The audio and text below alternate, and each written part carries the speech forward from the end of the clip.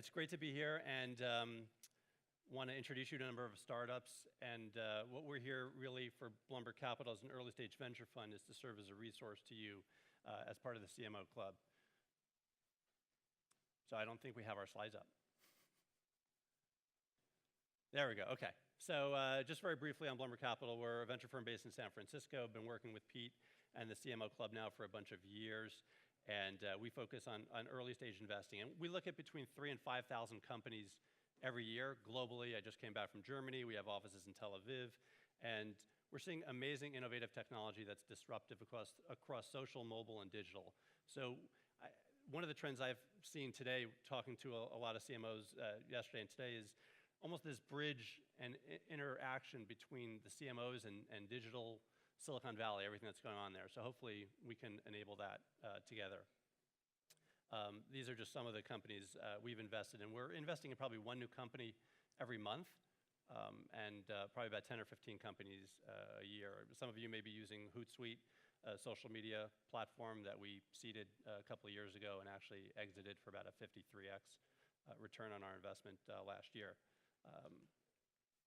So the concept that Pete and I really put together was the CMO Club Lab session, where we've tried to cull through thousands of these companies, dozens that actually applied to present for the CMO Club Lab session. And the format is they're going to have a 4-minute pitch session with 1 or 2 minutes of Q&A.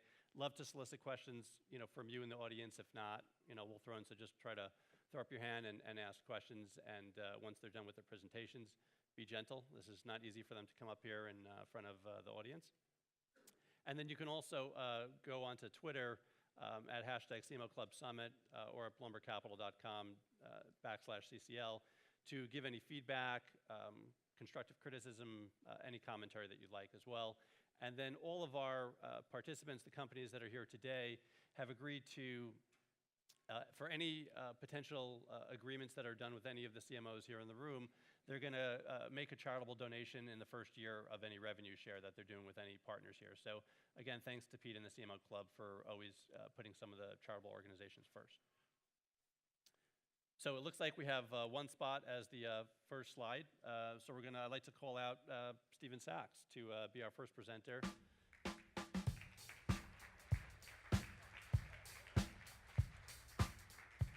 Stephen, hey, how are you? Good to see you. So I think you will need that clicker. Greens go.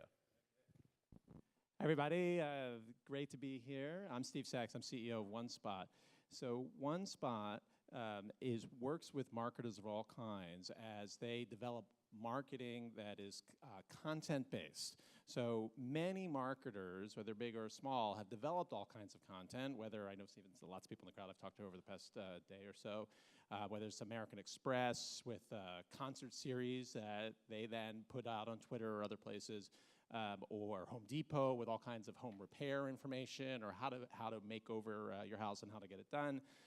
They're getting that content out there, but the issue that they are facing is that actually getting people to see that content, to get your audience to see it at scale, and especially if you want that content to be seen not just once, but to see it multiple times, because what you're trying to do is develop a relationship, to tell stories about your brand, or to work people down a purchase funnel. That's very, very hard to do, and that's what we do. We solve that problem for marketers.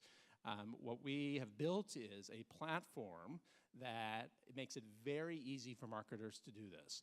What we do is we take content and we just crawl it. So you give us URLs, we crawl that content, and we convert it automatically. So there's no work for the marketer to do it. We convert it into a content advertising format that we're showing you here. Johnson & Johnson's one of our clients.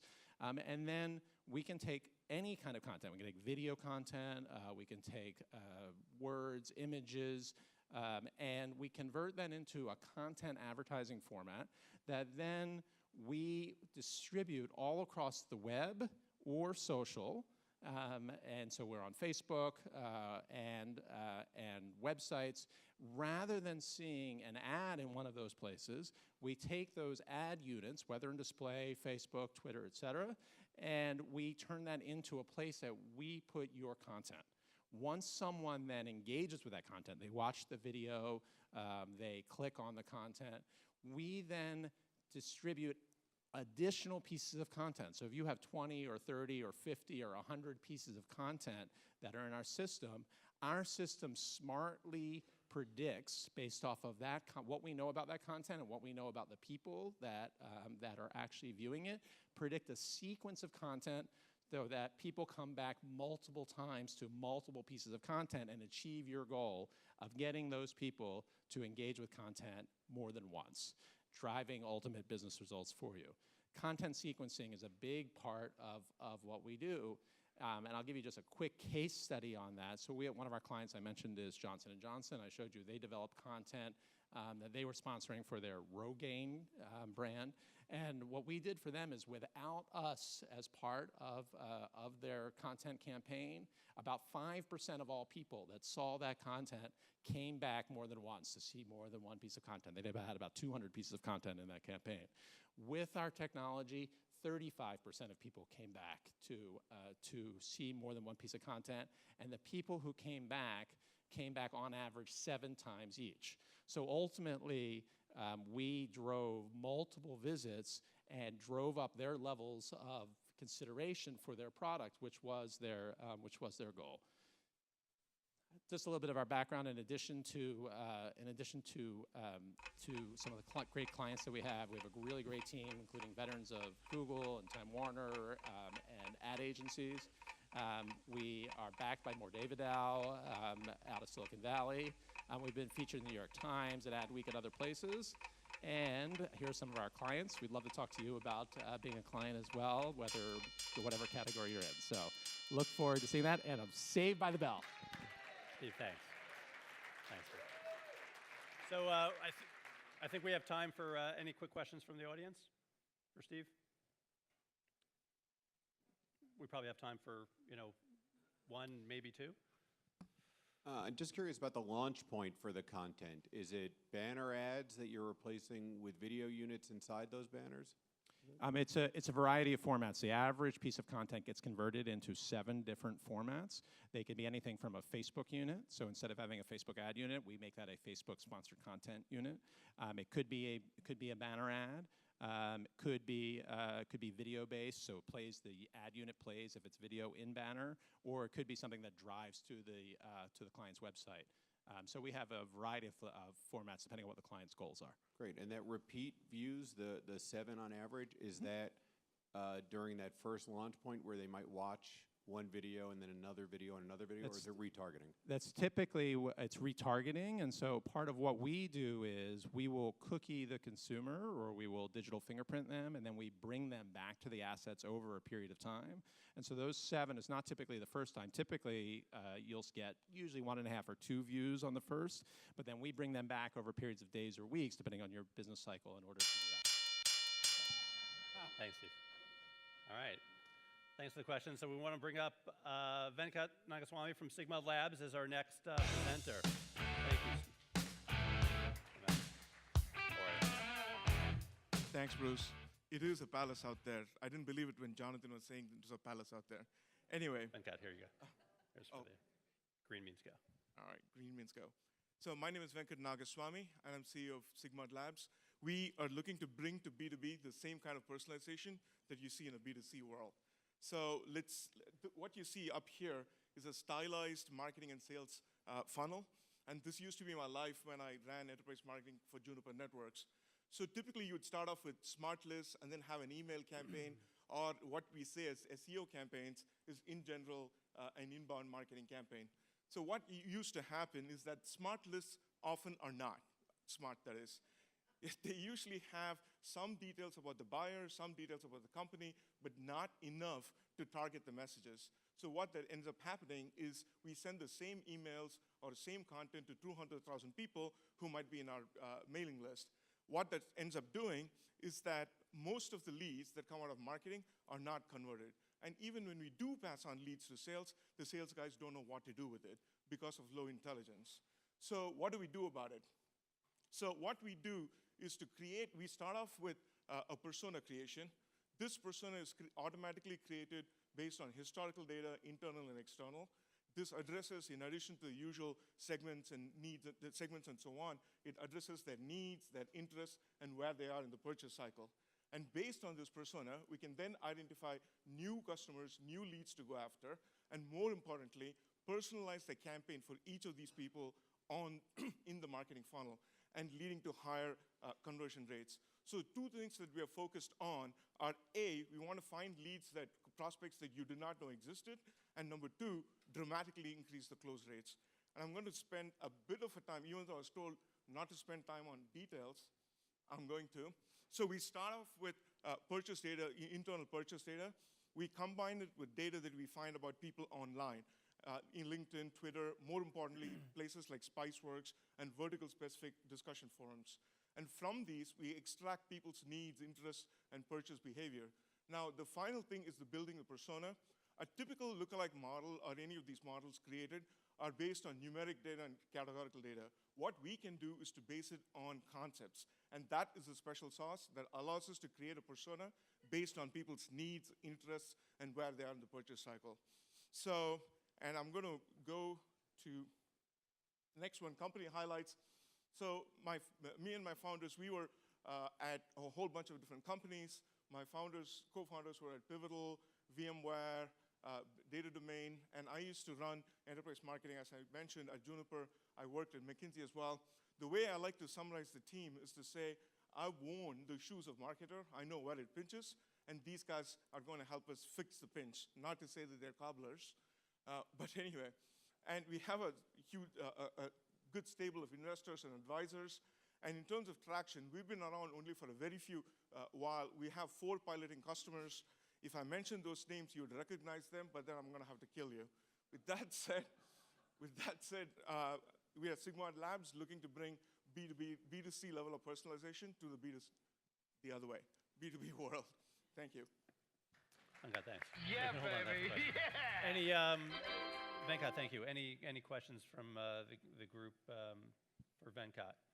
Ian? I was wondering, does the platform work better at different scales and different B2B environment, organization, versus, kind of like your high-touch sale versus, where is this, and is it replacing kind of lead gen, or is it complementary?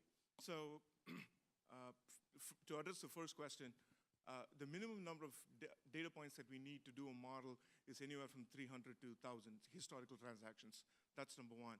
But most importantly, in terms of the target market we're going after, we work the best when the target population is fragmented, or the buyers within the target population is fragmented. So those are the places where we work the best. The things that we displace are the current lead gen, the purchase of lists, and so on. In fact, 2 of the people that we have are actually lead gen companies, and 2 of the pilots that we are doing. So we displace a bit of them and a bit of the lead scoring, and intelligence. Venkat, can I trouble you just for the clicker and the microphone? Thank you very much. Ian, thanks. Sigmod Labs. Though we are taking crowdsourced names, so we want to change the name of some. Just a quick note to everyone in the room. At the end, there's going to be a voting. So everyone should have a sheet in front of them with all the 5 companies. Having done this a lot with, over the years, it maybe makes sense just to sort of, jot down, I don't know, 1 to 10 rating of each of the companies while it's somewhat fresh. And at the end, we'll do a voting so we can pick the winner, if that's helpful. Next, do we have Appboy? Is Appboy here? All right. I'd like to call Mark Ghermezian from Appboy. I really thought I was going to have to do this presentation. Right up there.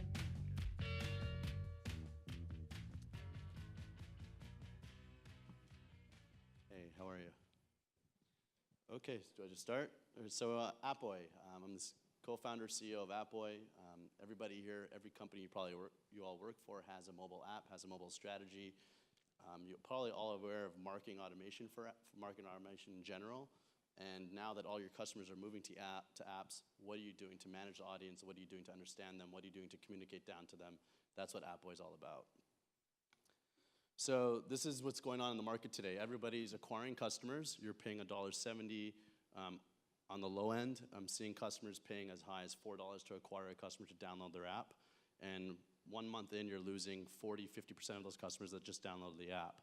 So me looking at this says there's something wrong with going on in the market. Without the right tools in terms of how to understand who's coming in and engage them further, you're just going to keep doing this and that doesn't scale.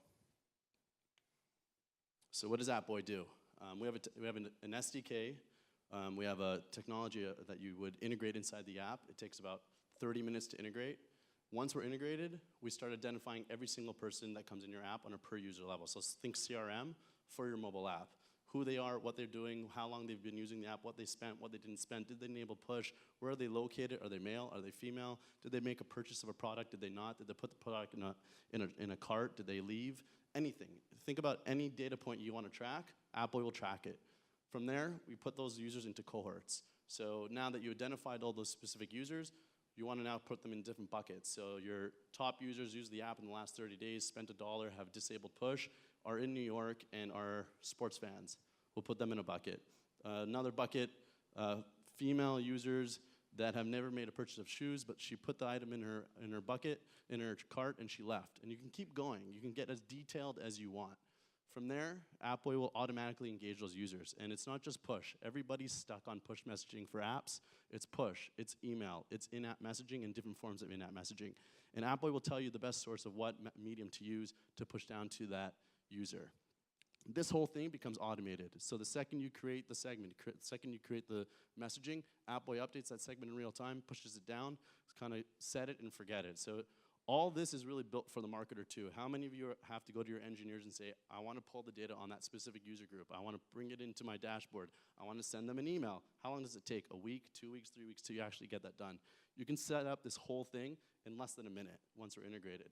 On top of that, we have a whole full success squad. So people that are technical people, but also mobile marketing geniuses, handpicked to work with you on a one-on-one basis. They're part of your product and marketing team, and they actually help with integration and get this going.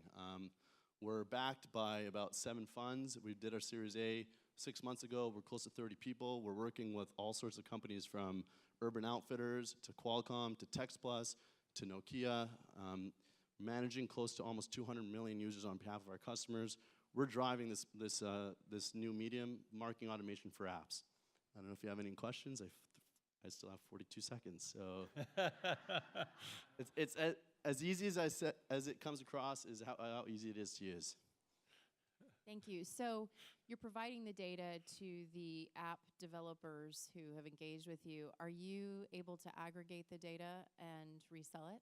So we don't do, it's your data, we don't sell it. We're Marketo for mobile apps, we're HubSpot for mobile apps, or ExactTarget for mobile apps. So the data is your data.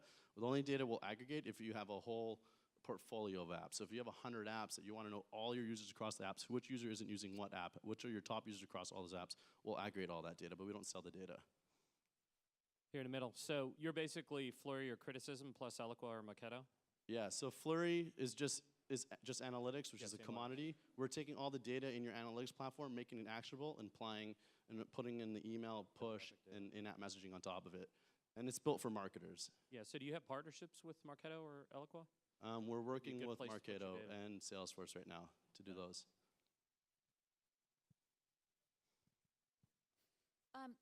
Where are you sourcing some of the data you're talking about? So it's all our IP.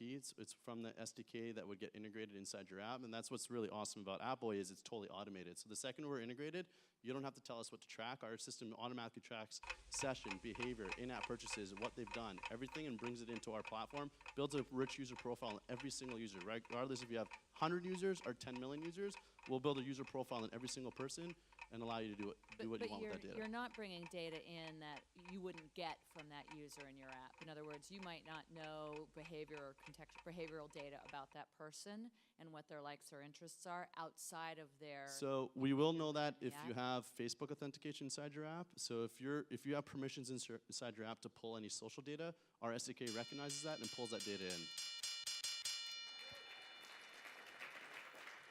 Let me get the clicker. Thanks. Okay, take a deep breath. Thank you, Appboy. We want to invite now Tania Yuki from Shareablee.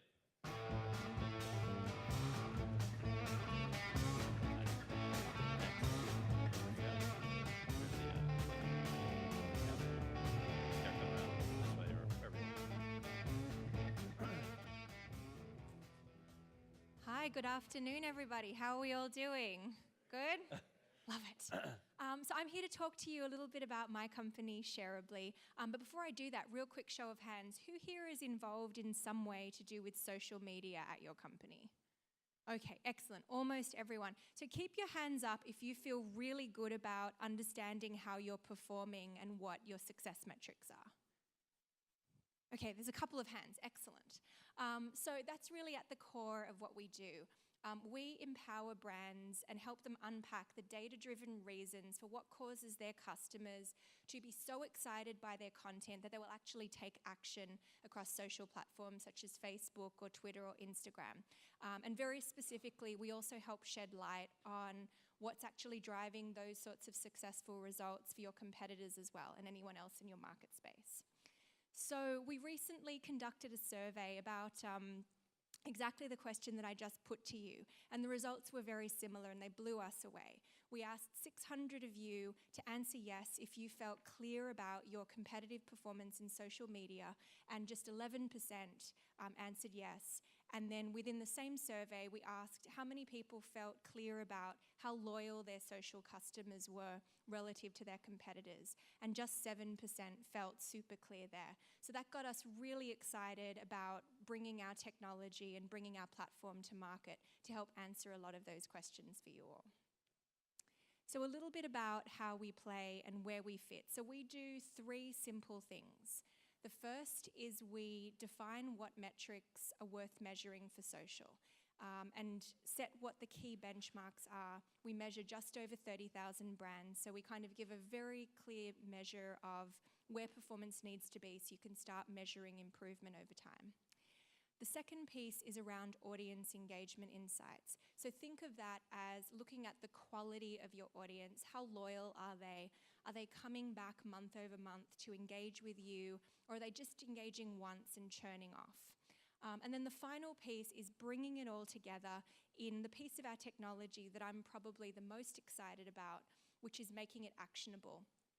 I firmly believe that data can help make much better decisions, but as we know, we're buried in data, but quite starved sometimes of knowing exactly what to do about it. So this really brings everything that we collect together and delivers it back to you in a clear playbook of what to do more of and what to stop doing to keep driving success across social channels.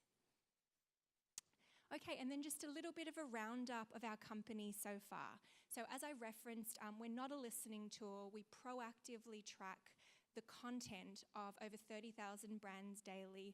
A lot of that is pushed through a bunch of technology that's semantically driven, that analyzes what kinds of tactics were happening. Were you asking people to share? Were you trying to drive tune in? All of that good stuff, or trying to drive purchase. In how we collect data, we also have a full social behavioral data set of over 70 million people. It's how we can tell you people who interact with your brand also interact with these other brands or these TV shows. And then finally, the key thing is our management team brings a strong history of building these kinds of measurement products.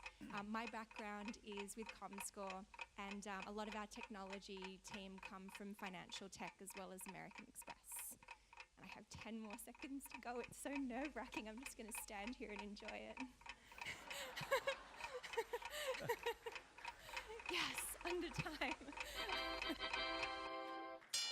Any questions for Tania and Shareablee from the room?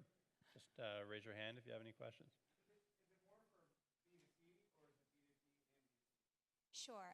So the question was, is it more B2B or B2C? No, more B2C or B2B. So we've had the most success working with brands that work directly to consumer. Probably that's where we've seen a little more headwinds on the social side, but we're definitely seeing an increasing trend towards B2B companies activating via social now that there's much better targeting through there. But if you look at some of the brands that we work with, it tends to be a little more B2C centric. Oh, yes.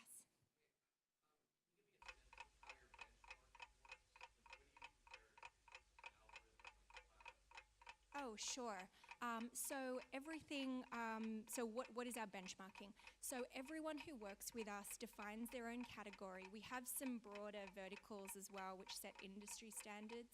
But the benchmark is around true audience size, not fans, but audience, and the share worthiness of content and likelihood to recommend, etc. Yes.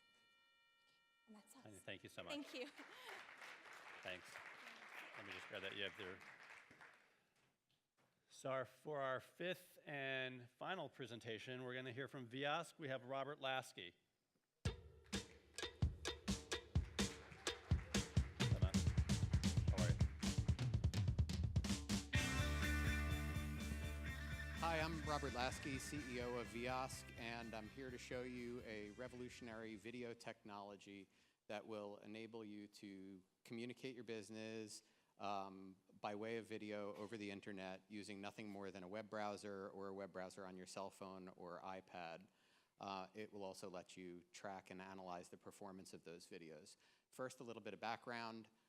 Since 1990, when Microsoft introduced PowerPoint, which was an amazingly empowering tool, audiences have been falling asleep, largely because of too much information on slide decks. Video was introduced about a year later on personal computers by Apple with QuickTime. It gave people the power to put video on their computers, play video on their computers, and even create them. But as you can see, 23 years later, it really hasn't gotten a whole lot easier to create. Whoop, not that yet. Do we have the video? So instead of showing you the rest by my mouth, I'll show you by our product.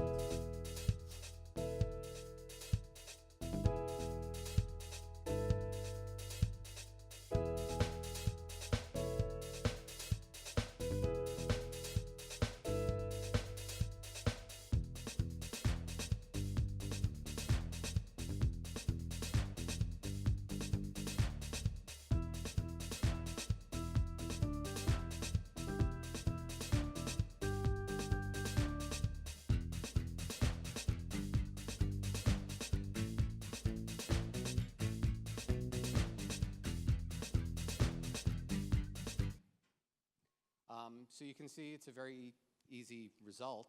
That video literally took me about 25 minutes to create, including the render time. And that was from script to final production. Company status, we have a minimum viable product ready for market. We are seed stage invested, and we're talking with a number of enterprise and small business platforms right now about how to work into their existing work and sales cycles to empower them. Thank you. Any questions for Robert and Viosk? It is a subscription model. We do have a one-off sales model as well for individual videos.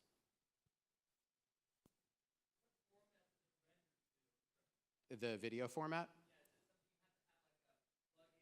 Not at all. It's MP4. Any other questions? Right now. Thank you.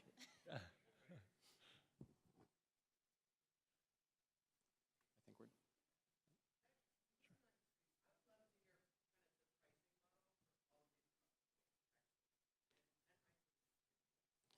would you like me to start at the beginning? No.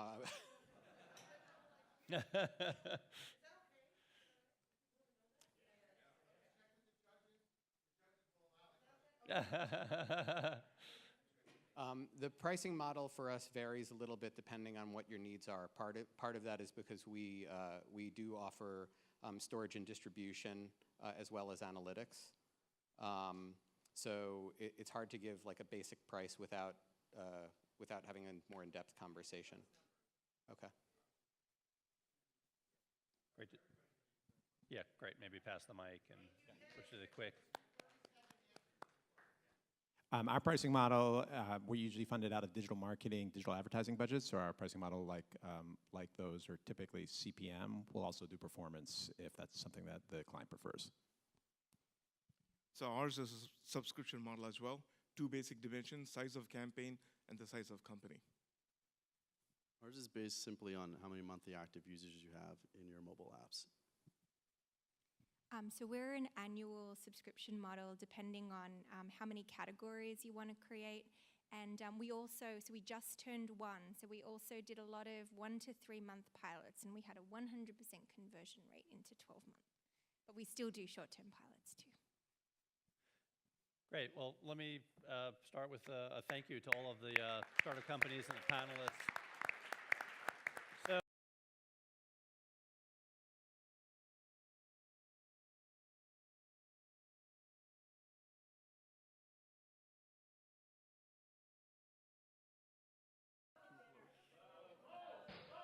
the audience has spoken. With the judges. We have 2 winners. All right. Congrats. Guys, thank you. This is great. Thank you for Appboy and for Viosk, the winners, and thank you again for all of the companies for presenting.